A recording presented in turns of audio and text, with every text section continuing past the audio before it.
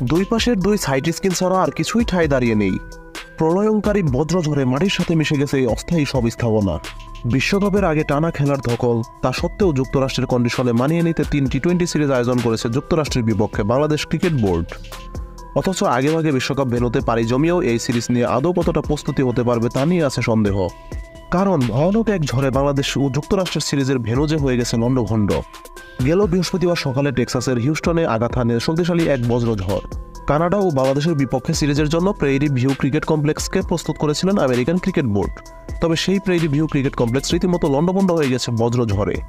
এখানে সেখানে ছড়িয়ে ছিটিয়ে আছে অস্থায়ী স্থাপনা, ডাগআউট, ভিআইপি টেন্ট মিশে গেছে মাটির সাথে, ক্ষতিগ্রস্ত হয়েছে সাইড স্ক্রিন ও প্র্যাকটিস নেটও। ফলে লাইভ স্ট্রিমিংয়ের সব আয়োজনও পণ্ড হয়ে গিয়েছে। ঝড়ের এই তাণ্ডবলীলায় শঙ্কার মুখে পড়ে গেছে যুক্তরাষ্ট্র ও বাংলাদেশের মধ্যকার টি-20 সিরিজ। এই ভেন্যুতে 21 মে শুরু হওয়ার কথা 3 ম্যাচের সিরিজটি, যার পরের 2 ম্যাচ 23 ও 25 মে। কিন্তু একটি ম্যাচও মাঠে গড়ায় কিনা তা নিয়ে সংশয় দেখা দিয়েছে। এত কম সময়ের মধ্যে মাঠটি আবারও আন্তর্জাতিক ম্যাচের জন্য প্রস্তুত করতে রীতিমতো অসাধ্য সাধন করতে হবে আয়োজকদের। বাংলাদেশ দল টেক্সাসের হিউস্টনে পা রাখার পক্ষকালে ভয়ানক এই বজ্রঝড় আক্রমণ করে।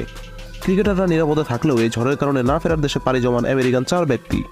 বিদ্যুৎ বিচ্ছিন্ন হয়ে পড়ে 10 লাখ ঘরবাড়ি ও ব্যবসা প্রতিষ্ঠান। বিবিসি জানিয়েছে, এই প্রাকৃতিক দুর্যোগের পর সাজানো গোছানো হিউস্টন শহর ভূতের নগরীতে পরিণত হয়েছে। নিভে গেছে ট্রাফিক লাইট, উড়ে গেছে অফিসের জানালা, শহরের রাস্তা জুড়ে ছড়িয়ে ছিটিয়ে আছে কাঁচের টুকরো।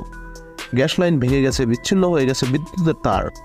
হিউস্টনের মেয়র জন হুইটমায়ার জানান, বজ্রঝড়টি 100 মাইল পার আওয়ার বেগে তাণ্ডব চালিয়েছে, যা অতীতে ব্যাপক ক্ষতি সাধন করা হারিকেন আইকের সমান।